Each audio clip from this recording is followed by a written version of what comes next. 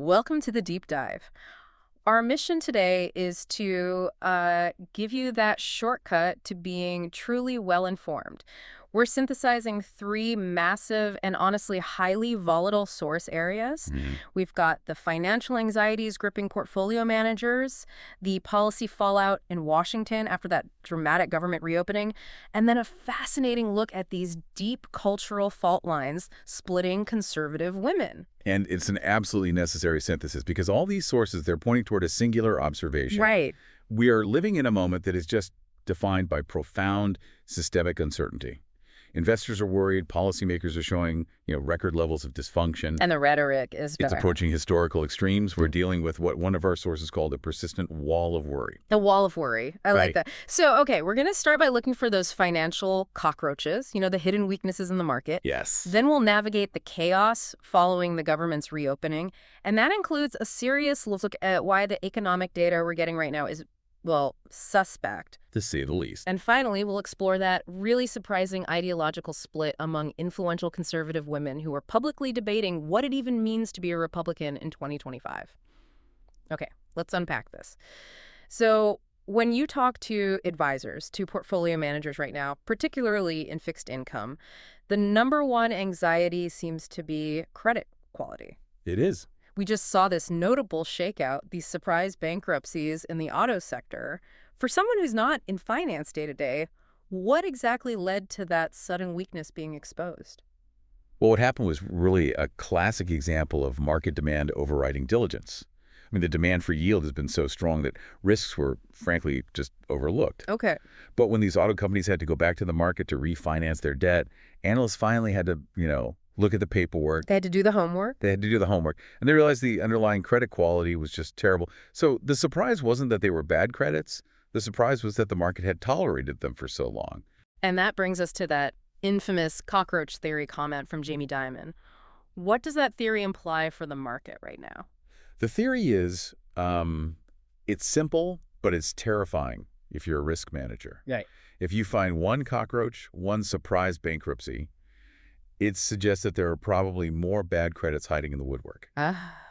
Ones that haven't been uncovered yet because liquidity has been so high. Right. So this intensive search for where the next unexpected default is lurking, that's dominating credit right now. So that's the micro anxiety. But if we pull back, the macro concern that seems to have everyone talking is debt, deficits, and of course the risk of an AI bubble. Yeah. Is this just cyclical nervousness, or is there something different about AI financing? It's both. The AI concern isn't just about valuation, which is, very high. It's specifically about whether there is circular financing fueling it. Circular financing. So a self-feeding loop where the paper value just reinforces more paper value?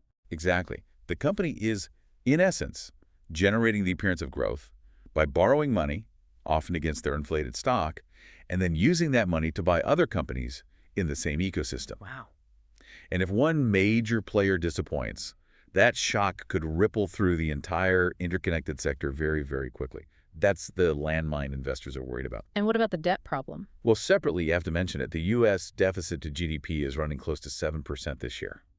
And the market is concerned because there is, zero political discipline in Washington to curb it. Which complicates the Fed's job. Fundamentally, it complicates managing inflation and maintaining confidence in longer-term bonds. It's interesting, the sources noted this overall investor sentiment is just so pessimistic. But the old adage says that might actually be a good sign. The market likes to climb a wall of worry. Maybe that worry is the fuel. Okay, moving to policy. Let's tackle the government reopening. After more than 40 days, it's resolved with a temporary continuing resolution, a CR. Funding is extended through January 30th, 2026. What was actually accomplished here? Well, the CR mostly just bought time, but crucially, they did manage to pass 3 of the 12 underlying appropriations bills. Okay, which ones? Agriculture, which is vital because it fully funds SNAP food stamps for about 42 million low-income Americans. They also passed military construction veterans and the legislative branch bill. And what about for the federal workers? That was essential. Back pay was ensured, and the roughly 4,100 workers who'd been fired during the shutdown were reinstated. But in a bill that's supposed to be just about keeping the lights on and funding food stamps, they slipped in this highly specific, very targeted legal provision about the January 6th investigation. They did. It really puts a fine point on Congress's priorities right now. I'll say. There is a provision allowing members of Congress to retroactively sue the government for up to $500,000 if their personal phone data was accessed without consent during that investigation. Wow. Just wow. Okay, but the most critical failure in this process had to be not extending the Affordable Care Act subsidies. What are the concrete implications of that? The consequences are immediate and quite severe for millions. These subsidies, they were put in place during COVID, and they were set to expire at the end of 2025. Right. Because the funding wasn't extended, an estimated 22 million Americans who bought insurance through the ACA are now facing premium hikes for 2026. And this caused a huge rift in the Democratic Party. A huge rift. Republicans successfully insisted to be a separate discussion. Now, Democrats got an agreement for a Senate vote before mid-December, but there's no guarantee it passes or that the House even takes it up. And beyond all the political wrangling, there's a serious technical problem now, isn't there? The shutdown affected the release of key federal data, jobs reports, inflation. How confident can the Fed be in this data? That is the critical issue for their December meeting. When the government shut down, federal agencies simply stopped collecting the primary data. They just stopped. They just stopped. So, for example, the jobs report surveys for October weren't fully conducted. This means a lot of the initial reports we're seeing now rely on, patchwork data, estimates, partial information. So we're dealing with a distorted view of the economy. Exactly.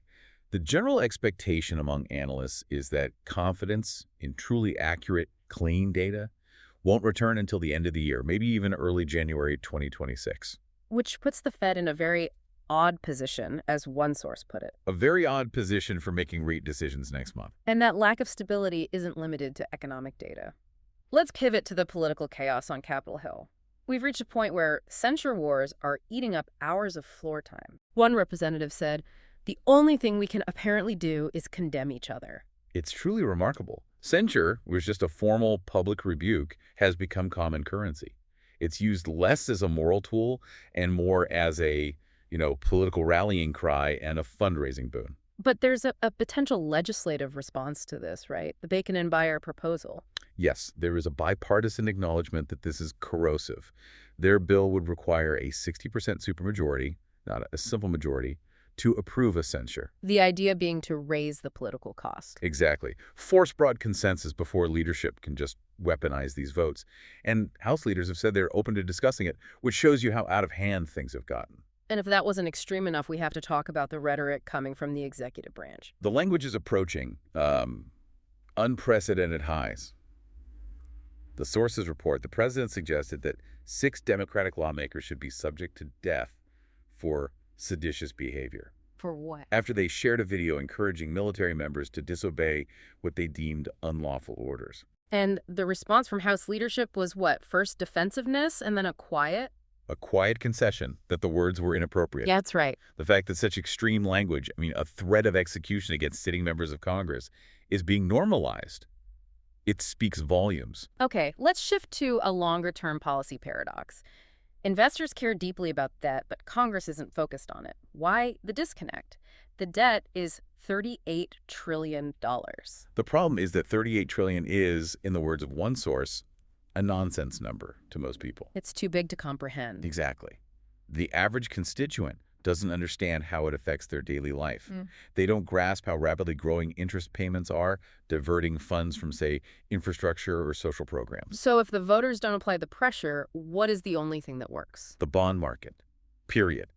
Analysts point to past volatility, like the quick turnaround on tariffs last April, as evidence that when the bond market signals distress, Congress has to pay attention. And yet, earlier this year, they passed the One Big Beautiful Bill Act, which included a staggering $5 trillion increase to the debt ceiling. They did. And that bill was notable because it included specific sweeteners to make it politically palatable. Right, even for Republicans who'd sworn off increases. Yes. 4 popular tax proposals, retroactive to 2025, no tax on tip income, no tax on overtime, an auto loan interest deduction, and a $6,000 deduction for seniors. And the political genius, or maybe cynicism, is that they all sunset in 2028. A presidential election year. Of course. Which means their extension is highly probable, regardless of who's in power. Yeah. It basically guarantees the debt gets kicked down the road.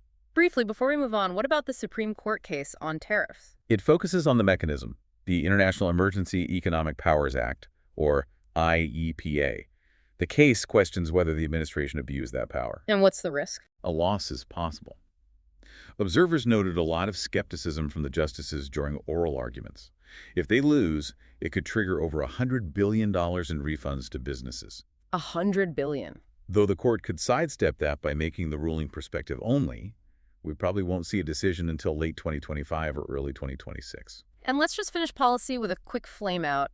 The 50-year mortgage idea? Right. The head of the FHFA floated this, the president publicized it, and it was immediately panned just across the political spectrum. Because the economics just don't work. They don't. Slower equity, way more interest paid over a lifetime. The president quickly distanced himself from it, which just reflects the, freewheeling nature of this administration. Okay, now we pivot to a really deep and I think unexpected cultural fault line playing out on social media. It's this ideological clash among conservative women, basically dividing the Magier movement. It is. The city Republicans versus the tradwives. This is a fundamental battle over identity and gender roles within conservatism. Yeah. On one side, you have the city Republican types, like Raquel de Bono. Yeah. She's irreverent, socially libertarian, focused on economic freedom. She calls herself a sex and the city conservative. Her whole goal is to prove you can be a conservative woman and still, as she says, have a job and a martini. Yes, and she's very critical of established groups like Turning Point USA, calling them creepy and culty. And on the other side. So you have the tradwife movement with people like Alex Clark. They advocate for biblical womanhood. So that's much more restrictive. Traditional marriage, submission, pro-Christianity, pro-life. Absolutely. They oppose things like IVF because of the disposal of embryos. And then you have the ultra-trads like Savannah Stone, who've suggested the 19th Amendment women's suffrage should be revoked. Revoked. Oh. Wow. So what's the political liability here? Why should Republican strategists be worried about this infighting? Well, influencers like Emily Wilson argue this focus on restrictive gender roles is a massive political liability. She says, and I'm quoting, "We're going to lose elections if we don't agree to go to the middle ground." And the infighting gets so petty, right? Like the feud over the engagement rings. Exactly. Yeah. A Catholic commentator, Sarah Stock, posted her engagement ring, and Emily Wilson mocked the size. The response from Stock's allies was just vicious, calling Wilson a disgusting feminist whore. Which just confirms the worst biases of the opposition. It totally undermines any coherent message to persuadable women voters. And that raises a critical question about the fragility of this whole coalition. Will this uneasy mix of, conservatism and coarseness just fall apart when the uniting figure is no longer central to the conversation? Let's shift completely to a forward-looking defensive asset, gold. James Rickards gives 8 reasons why gold is the ultimate everything hedge. What are the strongest institutional arguments for its strength? What's fascinating is the institutional activity. Central banks flipped from being net sellers to net buyers back in 2010. Right. And we're seeing the strongest accumulation trend since the late 1960s. That sustained buying, it creates a soft floor under the price. And supply is constrained. It's flatlined. Global mine supply has been near 3,500 tons for a decade. Extraction costs are up, or grades are down, so high demand, flat supply. That's a classic setup. And what's the best macro environment for gold to rip, as they say? That would be quad 4. So that's slowing economic growth and falling inflation. In that specific setup, falling 10-year real yields are a very reliable catalyst for gold prices to rally. You also have the BRICS countries building their own gold-based system. Right. They're quietly building a parallel financial framework to the dollar to enhance their own financial independence and trade resilience. I think the systemic view is the most compelling. Rickards argues gold doesn't go up, fiat currency goes down relative to gold. Absolutely. Just look at 1971 to 1980. Gold rose 2,300%.